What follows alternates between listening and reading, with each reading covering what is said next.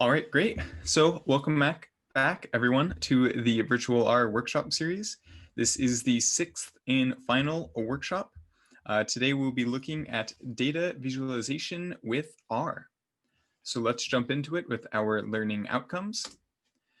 So after taking this workshop, participants should be able to do the following: describe 3 popular packages that allow one to visualize data, explain the concept of the grammar of graphics when visualizing data with the ggplot2 package, create a chart when there is only one continuous variable or one categorical variable, create a chart when there are 2 variables where the dependent variable is continuous and the independent variable is either categorical or continuous, create a chart by adding a categorical moderator to the chart involving 1 variable or 2 variables, and finally, create a chart after filtering the data using some tidyverse functions.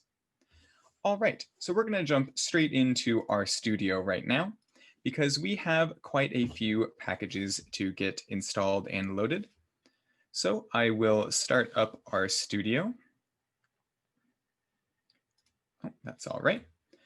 I will go in the upper right-hand corner, click Project, and then New Project, and New Directory, then New Project, and finally we can name our project here.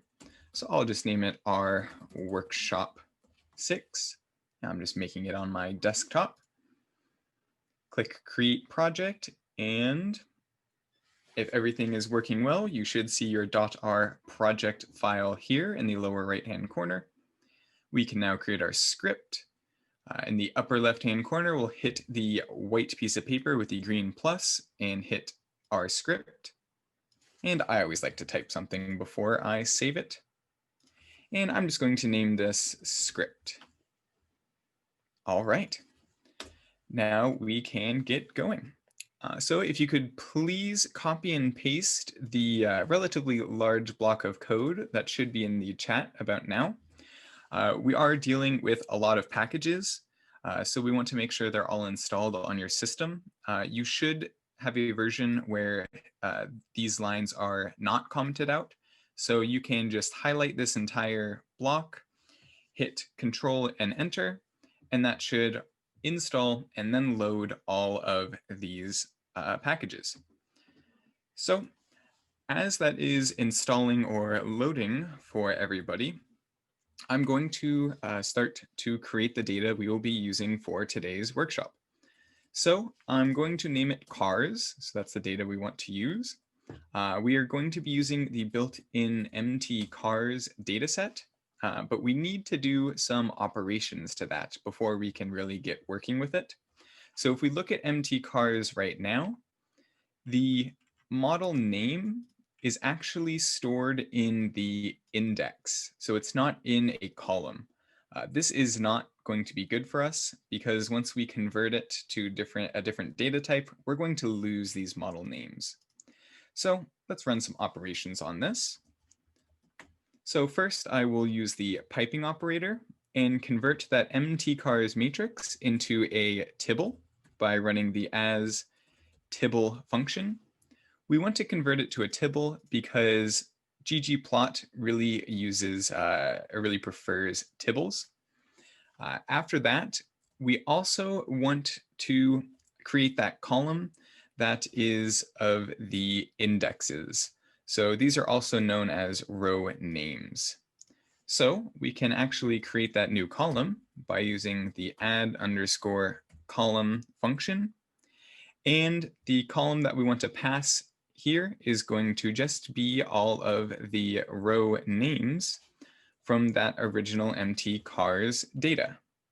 So we're essentially just grabbing all of the index names and storing them in a new column. So we can run this. All right. And take a look here.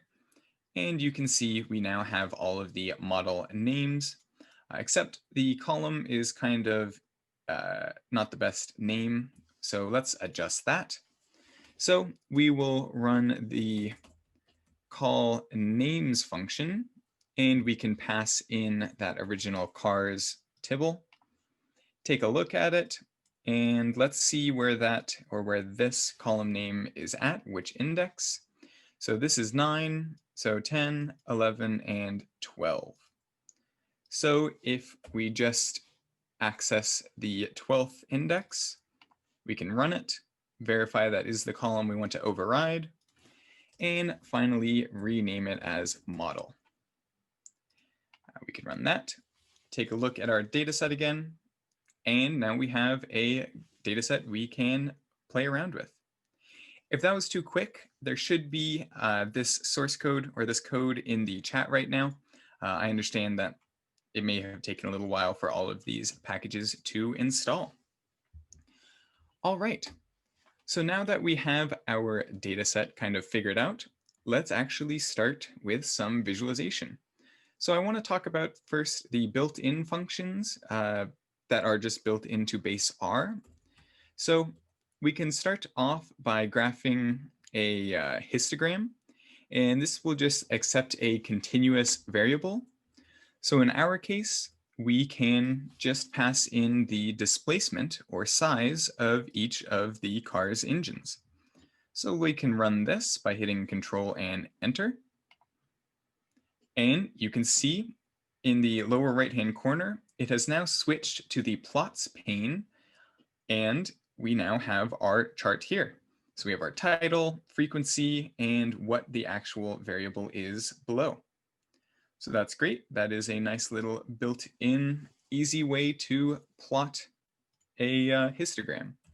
You can also specify essentially the bin width by setting the breaks equal to something. So if we set it to 5, you can see how our data kind of shifts around, and we now have 5 different bins. So you can adjust that to whatever you would like. So let's move on to another library of plotting functions. We'll talk a little bit more about some of the built-in ones later on. So on to the first package I want to talk about. It's going to be called the Lattice Package. So there are many packages that you can use to visualize data in R.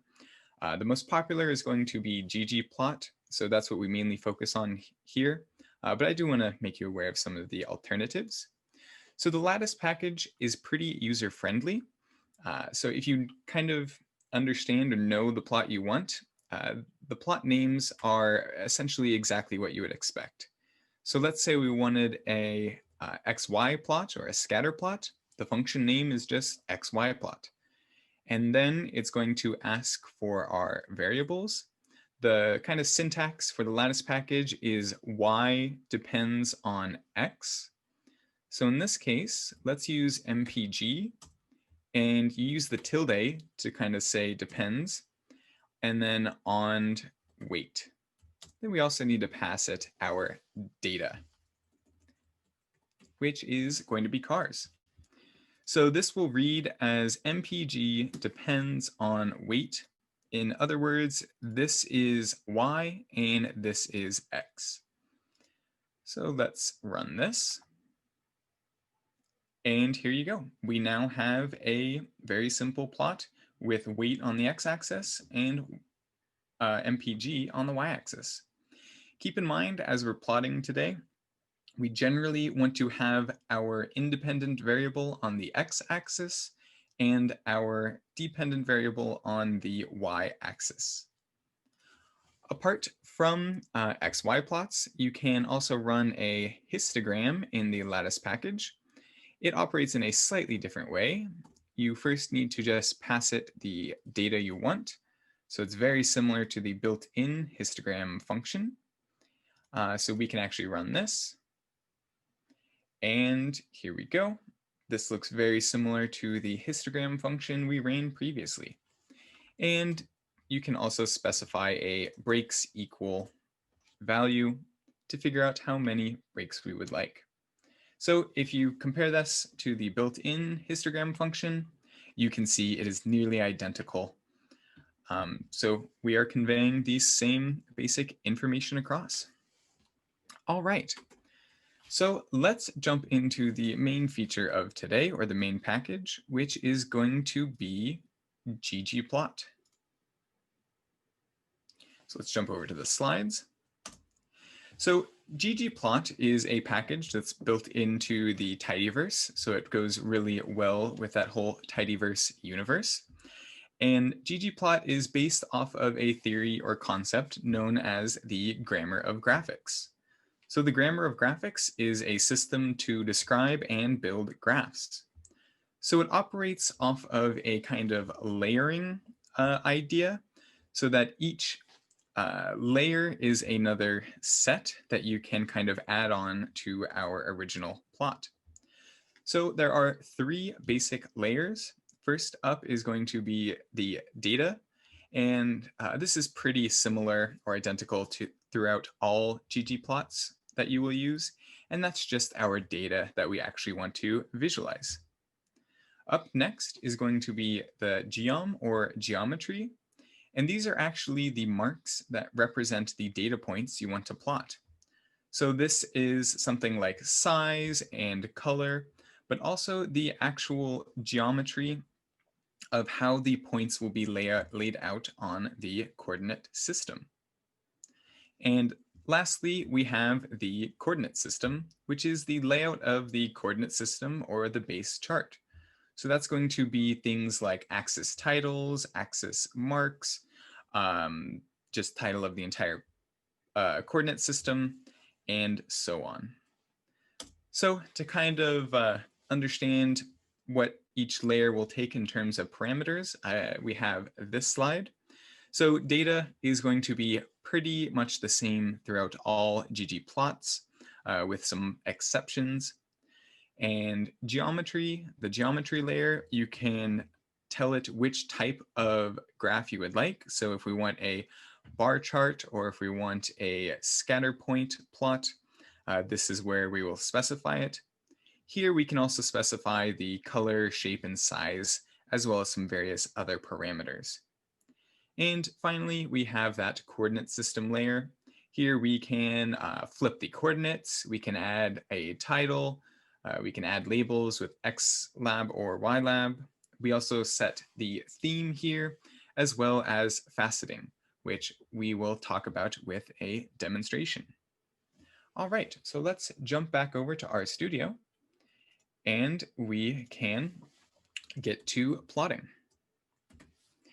So ggplot and all graphing packages pretty much in R are nearly infinitely customizable and accept tons of different parameters. So we will just touch on some of the major ones right now. So let's create our first ggplot. So I will type in ggplot and call the ggplot function. First up, it's going to ask for our data. So in this case, it's just going to be the cars data. Next, it's going to ask for our aesthetics. So AES is what the aesthetics is.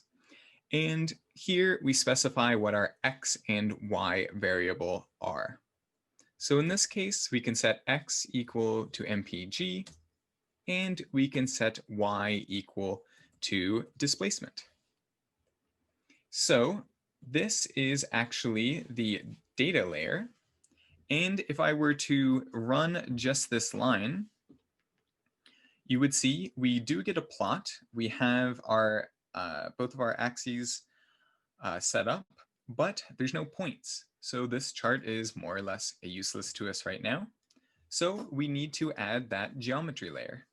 The way we add layers in ggplot is just by using the plus operator. So now we can jump to the next line and specify our geometry. So I want a kind of scatter plot. So I will specify geom underscore. You see a lot of them pop up. I want geom point. So you can hit tab once you've highlighted it, and it should auto-generate. And you can now run this again by hitting Control Enter. And you can see all of our points have now appeared onto our chart, which is great. We successfully created our first ggplot. But let's start to modify some of these parameters. So again, in that geometry layer, I said you can adjust things like size. So let's do that. We can set size to 3, and we can set color to, how about red? You can specify pretty much any color you can think of and any size you can think of. Again, they are nearly infinitely customizable. So let's run this. You see our points are a little bit bigger and they are now red. So that's great. We're already customizing our charts. Up next, I want to show you faceting. What faceting allows you to do is kind of create subplots in the overall plotting idea. I think it's easiest if we just demonstrate it. So I want to create a layer called Facet Grid. And in here, I want to create a column. So I'm effectively making columns of charts. And now I need to specify what I kind of want to group by. So I want to group by number of cylinders. So I need to give it vars, so it will figure out the different levels effectively in this chart or in this cylinder data, and then facet on that.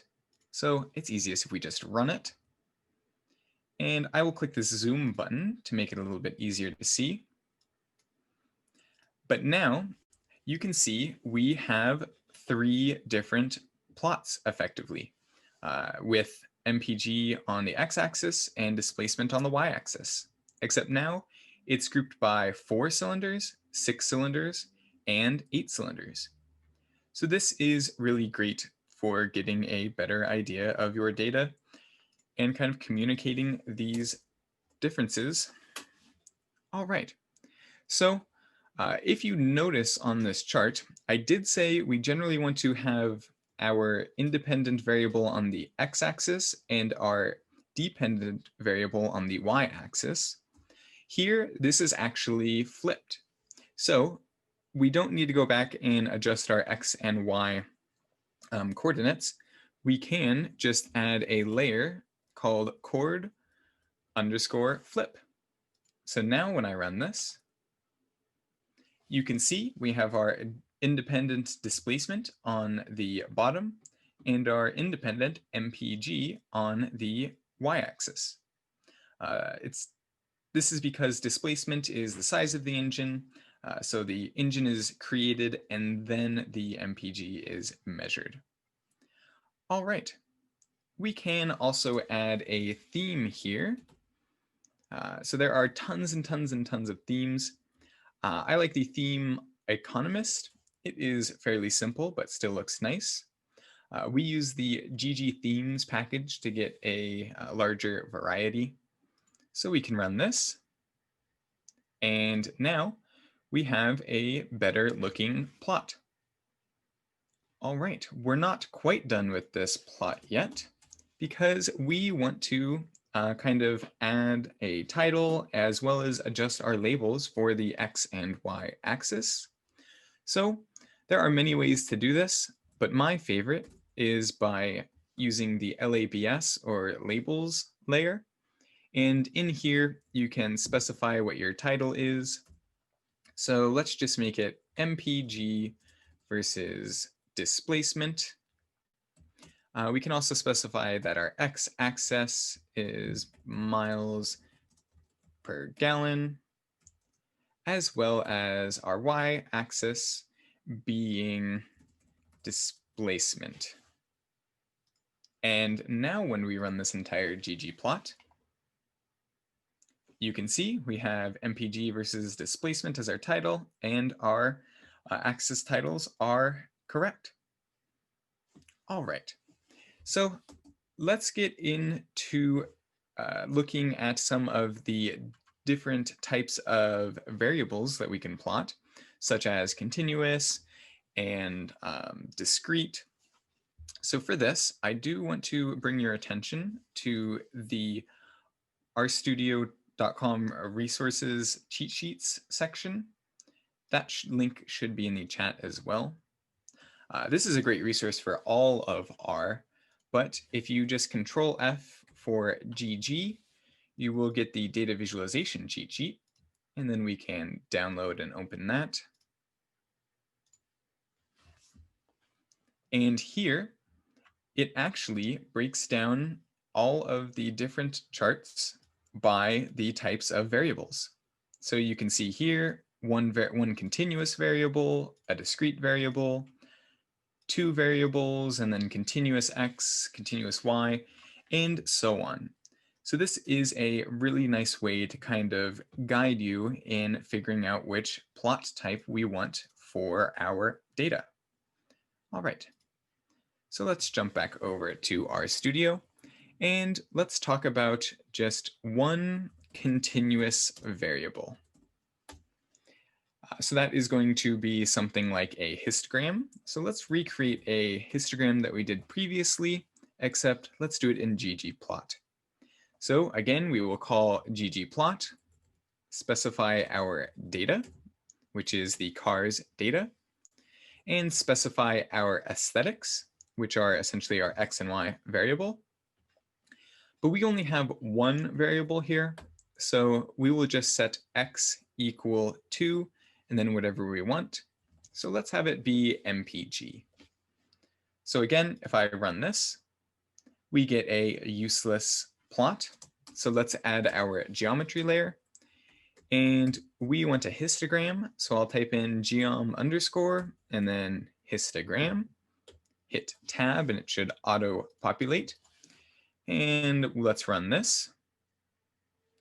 There we go. We now have a histogram of MPG. If you do notice, we do get a warning here that we are using the default bin width of 30, or bins of 30. We can actually specify something better with the bin width parameter. So let's do that here. Let's set it to 5, see how that works out. And here we go. So we have 5 different bars. We have 6 actually, rather. So this gives us a different idea of our data. All right, what happens if instead of one continuous variable, we get a categorical variable? We can deal with that in a few ways. We can first try the built-in bar plot function that is just built into R. Here we need to just pass it whatever our categorical variable is. In this case, we're going to use cylinders because you can't have like 1.5 cylinders or 4.5. You can essentially only have 4, 6, or 8 in this data set. So that makes it categorical. And let's pass in that data. So we're passing in the cylinders column. But if I run this line, we really don't get what we want.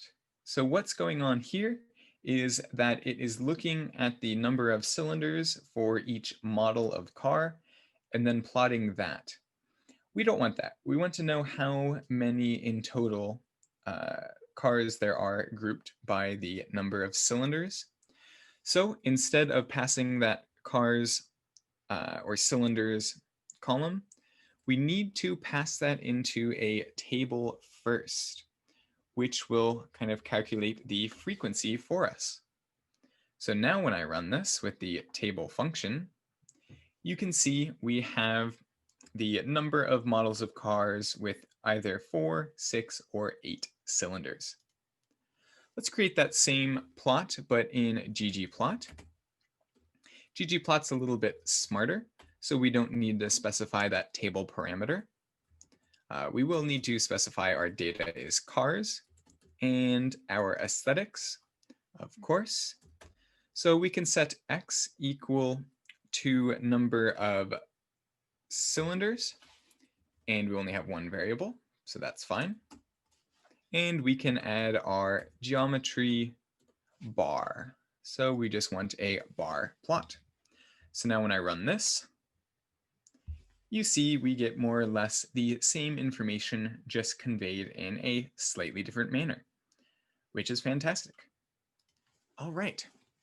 So let's move on to if we have a plot like this, a bar plot, we have one categorical variable.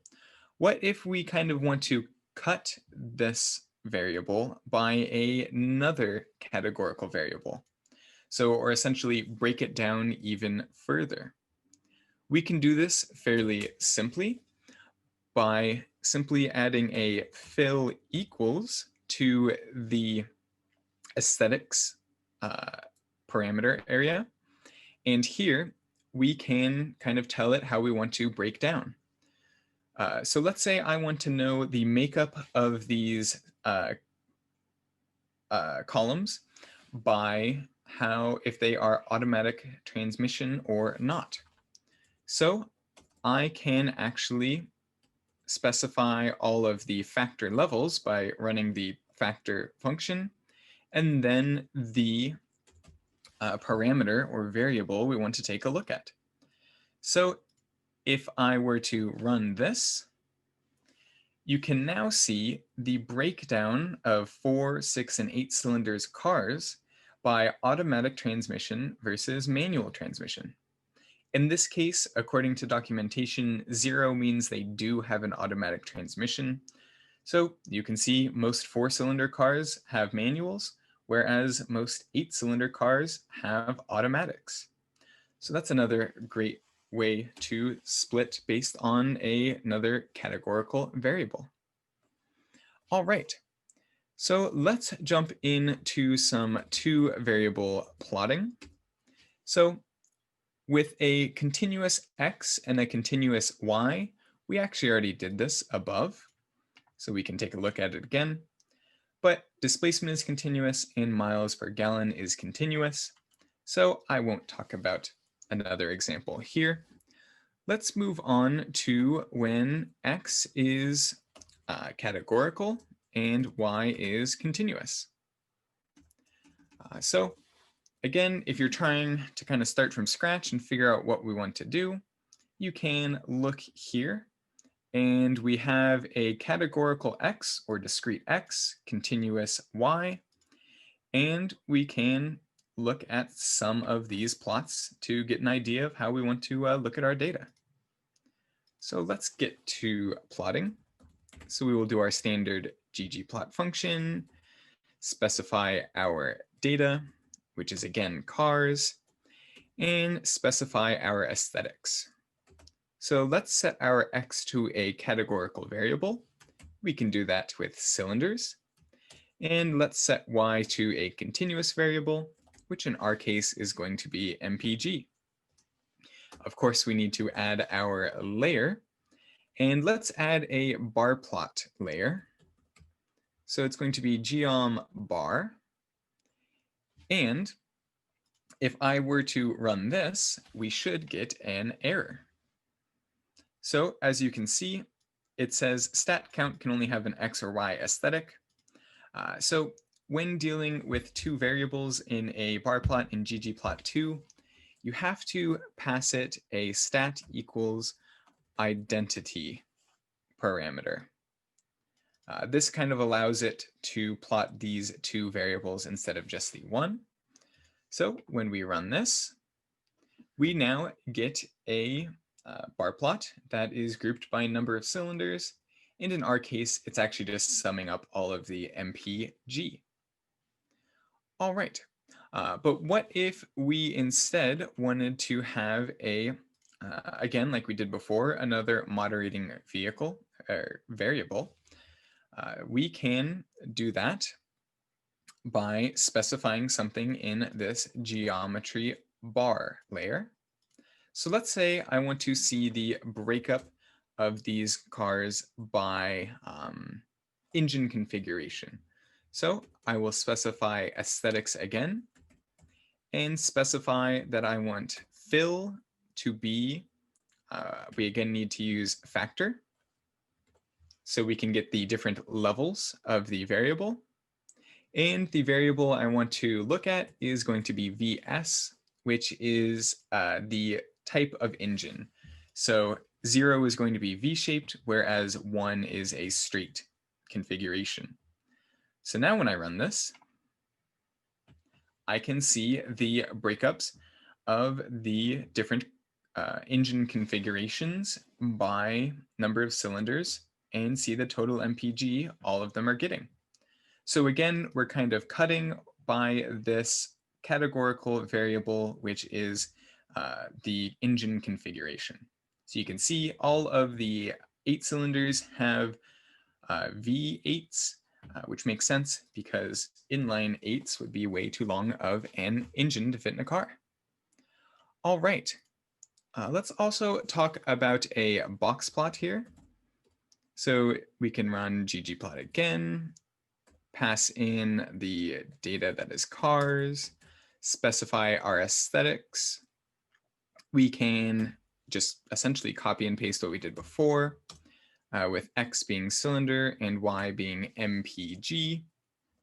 And let's add our layer, which is just going to be geom box plot. Oh, not grom box plot. Jared, you have about 15 minutes left. Great, thank you. So box plots are great for kind of getting an idea of your data and kind of simply comparing statistics visually. So let's actually try out this plot. I think it's not going to give us a good result, and it doesn't. So you see it's just cylinder 6 and it's more or less useless. But ggplot is great. It is very nice and gives us some warnings. So it says continuous X aesthetic. Did I forget this? Which I did. I did not specify on what to group by. So we can set group equal to cylinders. So this should now split it based on 4, 6, and 8 cylinders, or the different levels of the cylinders column. So now we can visually take a look at our data. It's a standard box plot. You can see where our max and mins are, as well as 75% of the data, as well as means. So here you can just visually see 4-cylinder cars on average get better gas mileage than 8-cylinder cars. That makes sense. All right. So we can now jump into a little bit about exploring data with visualization in ggplot. So type in exploring here, jump down a bit. So a lot of the reason that we are creating these plots is going to be to help visually understand our data, or maybe communicate our data to stakeholders that may not be super inclined with statistics or numbers. It's much easier to see the difference on a chart than it is on just plain numbers. So let's try a few of these different exploration methods. So first up, we are going to be using a package called ggally. It is ggally or ggally, I'm not too sure. But there are some very useful functions we can grab from here. First off is going to be the ggpairs function. And here we need to specify our data, which is going to be cars. But we need to, let's use the correct operator. We can use the piping operator, and we need to only select a certain number of columns. If we passed all 12 variables into this function, we would get a large chart that is not that useful. So let's actually just select a few variables or columns with the select function from the tidyverse. And in this case, let's select the cylinder column, MPG, displacement. We can do weight as well as quarter second. So before I plot this, I want to talk a little bit about kind of these packages that all have like GG in them. A lot of the packages for data visualization in R build off of the base of ggplot. So they will gladly accept ggplot kind of thinking as well as parameters. So let's try this with the ggpairs, and I'm only selecting these 5 variables. So let's run this. It will take a second or two. We see our feedback. And now in the lower right-hand corner, we get a pretty busy plot, but let's zoom it to make it bigger. And we can make it full screen. And now we get a visual as well as numeric representation of how these variables are related. So if I were to look at maybe MPG versus cylinders like we did before, you can see the 4-cylinder cars generally are spread out about here, and then 6-cylinder cars as well as 8-cylinder cars. Or we can look at weight and MPG, which is here, and we see that MPG goes up, weight goes down, so meaning that lighter cars get better gas mileage. Again, makes sense. We can also see displacement versus weight, and you can just visually see with this trend that as cars get heavier, they have larger engines, or opposite as well. We also see a CORR, or a correlation statistic and value here. So you can see something like weight in MPG, they are negatively correlated because we have a negative value here. And that correlation statistic runs from -1 to +1. So -1 means they would be like perfectly negatively correlated. So we see a very strong correlation or negative correlation between weight and MPG, and you see an actual numeric value. We also get our asterisks, which mean the statistically significant values. So that's essentially the p-values, or how significant the statistic is. So we see that weight and MPG, this correlation is very significant, but something like quarter-second time and weight, that is not necessarily statistically significant. All right. So that is a pretty large and potentially frightening plot to look at when dealing with variables and correlations and kind of figuring out how they are related. There is a nicer way to look at that. It's a little prettier, but it has a little bit less information. And that is going to be the GG core plot. And here we again need to specify our data. But here we can select a lot more variables. In fact, we're going to select all of them except for the model, or the name of the car. That is just because it is it's a string, and you can't really have statistics of various strings like this, or words. So we can select everything except for the model. You can do that by using the not operator. So we're effectively saying we want everything except for model. So when we run this, you can see we get a pretty nice looking plot that helps us to visualize the representation, or the relationship between our variables. So here it gives you a little legend. So it looks like red or orange is positively correlated and blue is negatively correlated. So you can see between displacement and MPG, those are very negatively correlated, as well as maybe weight and MPG are again negatively correlated. Again, that makes sense. So as MPG goes up, the displacement of the engine will typically get smaller, or you can think of it as displacement goes up, MPG will get lower. You need to think about it as like independent and dependent variables, but this is a great way to kind of visually represent all of the relationships between the variables in your data. And it's great for, again, people who maybe aren't too comfortable or familiar with numbers, you can show them that and they should be able to figure out the relationship. All right. So far we have looked at kind of static plots or just charts you would maybe embed in a PDF or a Word document, nothing really interactive. So let's look at some interactive plots.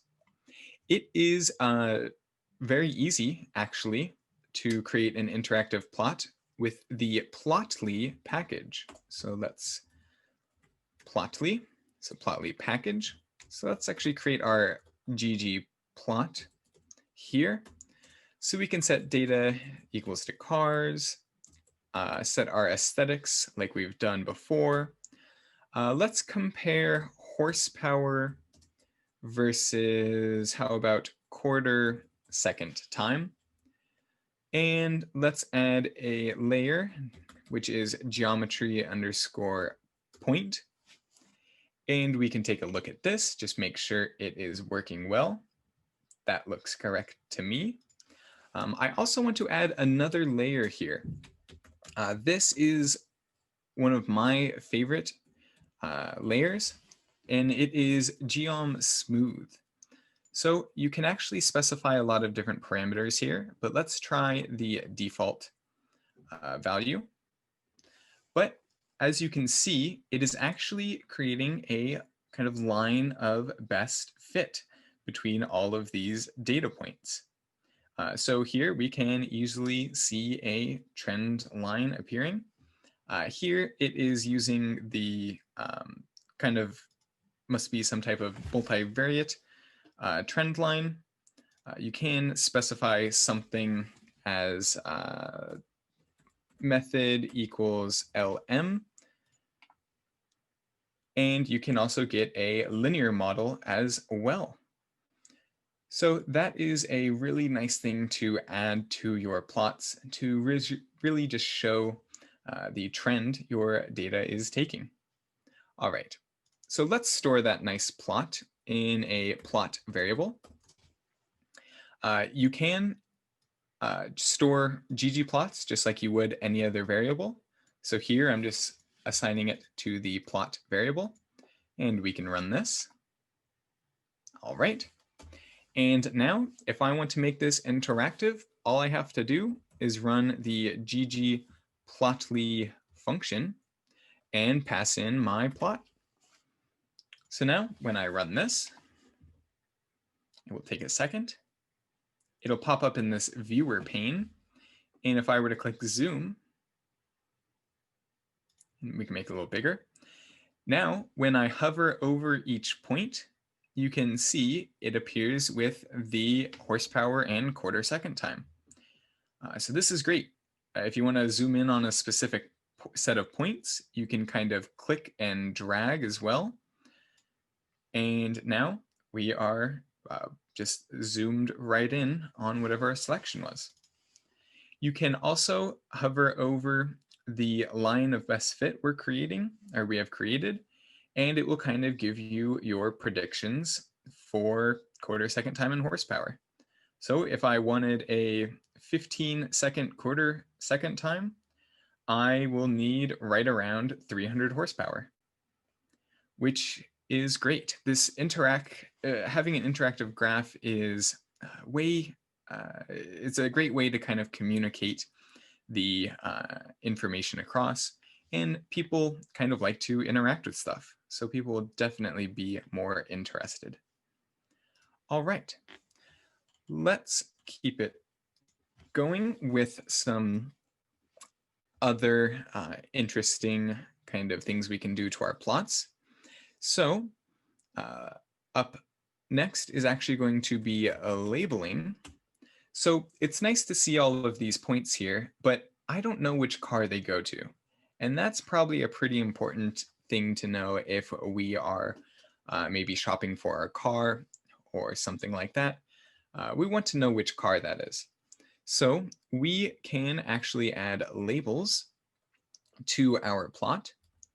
So I'm going to just call that original plot that we created up here. And you can add a layer to it just like you would any other standard ggplot by hitting plus.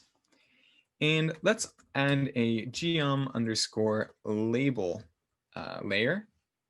And here I need to set up my aesthetics, and I need to set my label equal to model.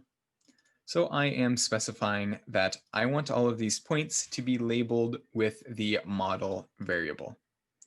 So now when I look at this, we can zoom it to make it a little bit bigger.